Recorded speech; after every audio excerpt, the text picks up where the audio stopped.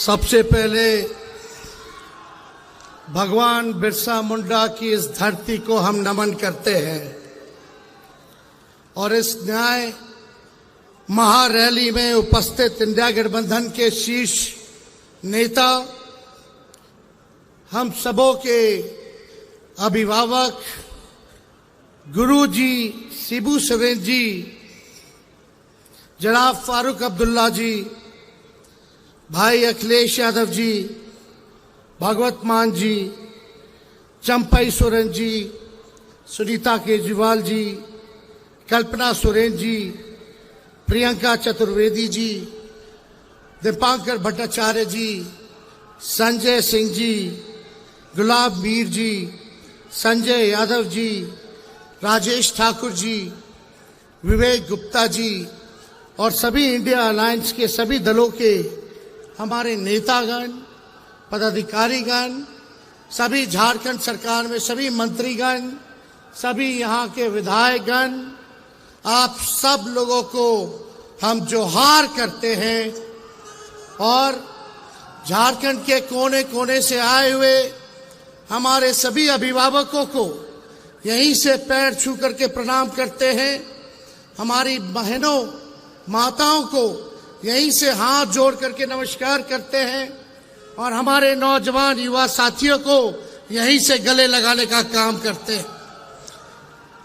जहां तक मेरी नजर जारी है वहां तक जन सैलाब है। ये मैदान आज की रैली में छोटा पड़ गया है। इसका मतलब झारखंड ने बना लिया है, मूड बना लिया है कि भाजपा को भगाना है, देश को बचाना है। क्या एजेंडा है, क्या मूड है आप लोगों का? लड़ाई क्या है? भाजपा को भगाओ, देश का संविधान बचाओ। भाजपा को भगाओ, देश का लोकतंत्र बचाओ। भाजपा को भगाओ, गंगा जमुनी तहजीब को बचाओ। इसलिए आज हम कल्पना बहन को धन्यवाद देते हैं, गुरु जी को, चंपई जी को धन्यवाद देते हैं कि आज हम सभी नेताओं को इन्होंने बिरसा मुंडा जी के इस पावन धरती पर बुलाने का काम किया, न्योता दिया, ताकि हम अपनी बात को आप लोगों के समक्ष रख सके। देखिए, असली मुद्दा है, हम लोग कोई मोदी जी की बात करने नहीं आए, मुद्दे की बात करने आए। मुद्दा है पढ़ाई, दवाई, कमाई, सिंचाई, सुनवाई और कार्रवाई वाली सरकार देने के लिए। और मुझे पूरा भरोसा है कि हम सब लोग मिलकर के जो तानाशाही जो पूरे देश में चल रही है, इसको उखाड़ के फेंकने का काम करेंगे।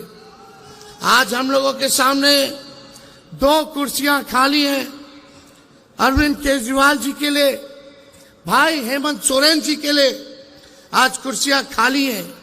लेकिन आज यहां हर एक व्यक्ति देख रहा है, आप जनता हैं, आप मालिक हैं, आपको न्याय दिलाना है, आपको न्याय करना है। यही गुजारिश हम आप लोगों से करने आए।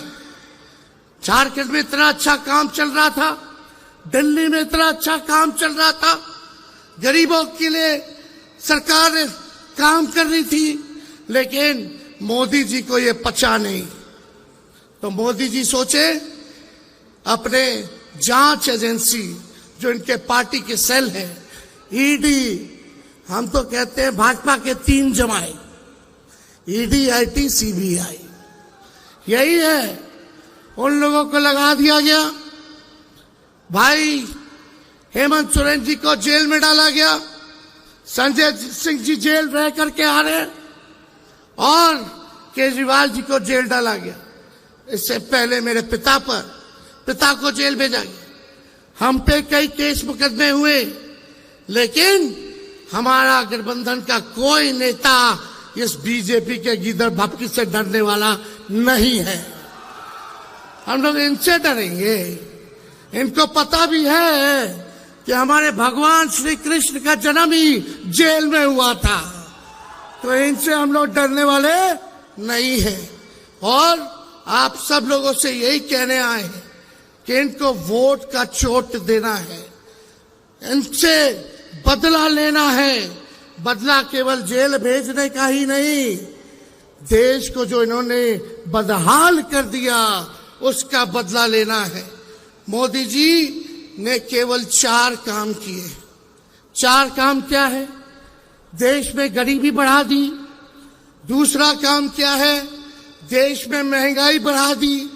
तीसरा काम क्या है? देश में पूरी तरीके से इन्होंने जुमलेबाजी की। और चौथा काम जो है गरीबी को बढ़ाया, महंगाई को बढ़ा दिया। ये 4 काम जो है मोदी जी ने किया है। 14 में कुछ कहे थे, क्या बोलते थे आप लोगों के बीच आकर के?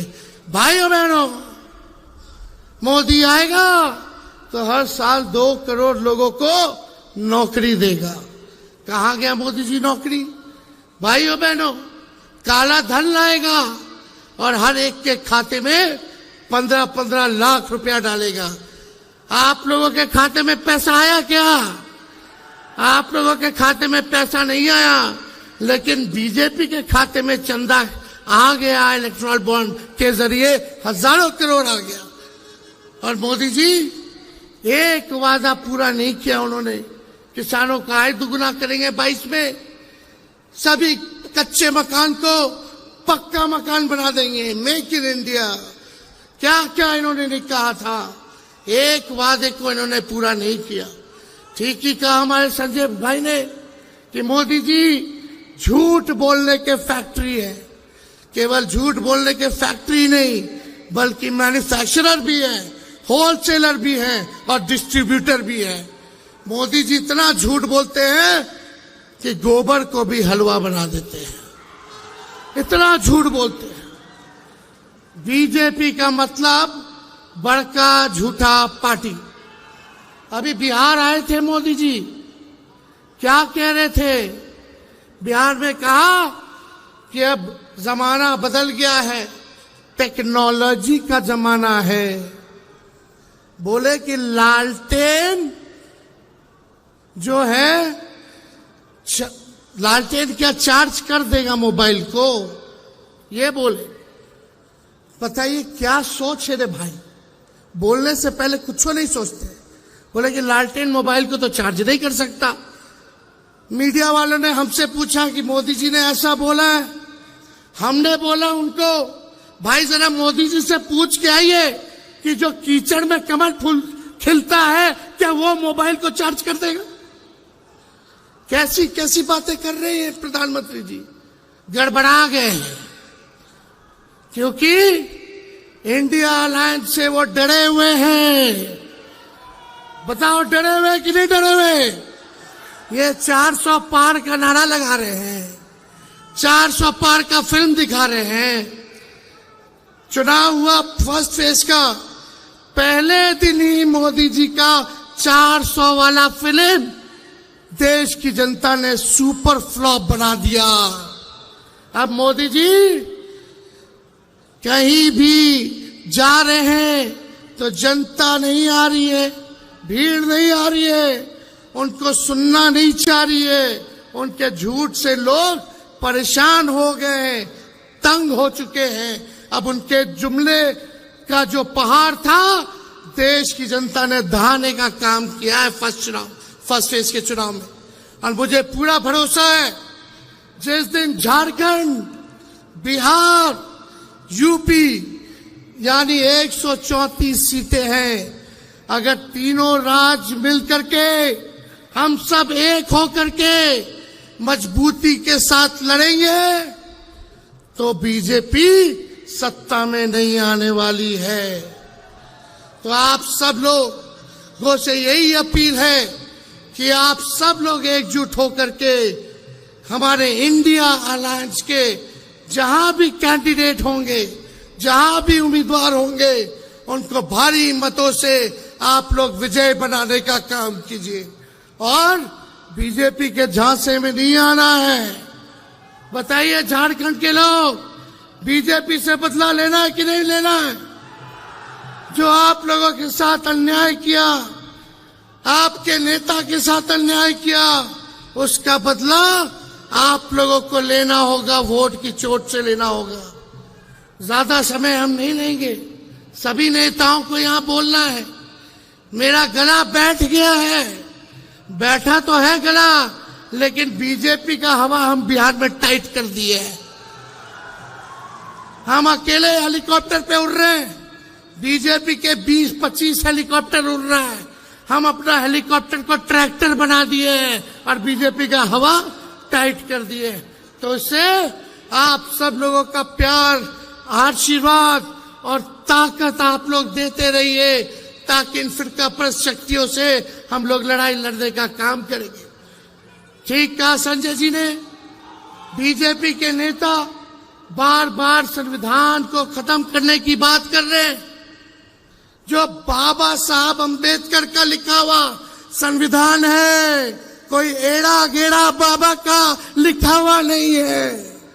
ये बाबा साहब अंबेडकर का लिखा हुआ संविधान है। किसी माइक के लाल में दम नहीं जो हमारे देश के संविधान को बदल करके दिखाए। इनकी हैसियत नहीं है। ये बिहार में भी आए थे, बिहार में भी इनके मंत्री, इनके उम्मीदवार लगातार इस बात को कह रहे हैं कि संविधान को खत्म कर देंगे। बोलने से पहले सोच लो। अगर सोच रहे हो संविधान को खत्म करने का, तो देश की जनता आप लोगों को खत्म कर देगी। जो संविधान को खत्म करना चाहते हैं उनको खत्म कर देगी। इसलिए ज्यादा समय हम नहीं बोलेंगे, लेकिन कल्पना जी बोल रही थी भैया एक गाना गा दीजिएगा आप लोग, लेकिन एक साथ गाओगे मेरे? बताइए, हाथ उठा के बताइए। मोदी जी को सुनाई देना चाहिए। तुम तो धोखेबाज हो, वादा करके भूल जाते हो।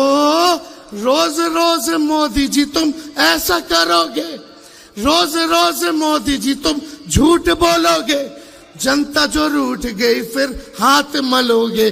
अरे तुम तो धोखेबाज हो, वादा करके भूल जाते हो।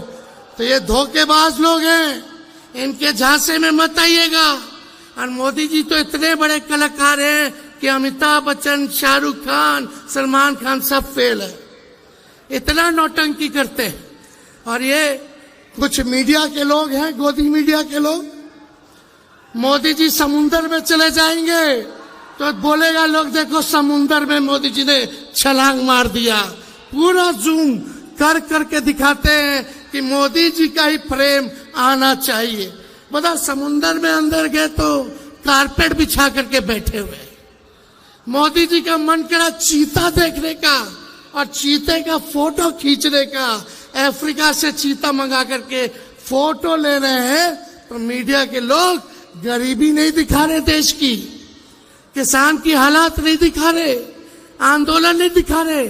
मोदी जी चीता का फोटो कैसे खींच रहे हैं वो दिखा रहे। मोदी जी का मन किया कि आज बाबा बन जाए, जा करके केदारनाथ में गुफा में बैठ करके थोड़ा फोटो खिंचवा ले, तो मीडिया के लोग वो चीज चला रहे, वो दिखा रहे। आज देखिए, चौथा खंबा लोकतंत्र का मीडिया को माना जाता है, लेकिन आजकल क्या स्थिति होगी मीडिया की? मुद्दे की बात ही नहीं कहते, कुछ नहीं दिखाया जाता।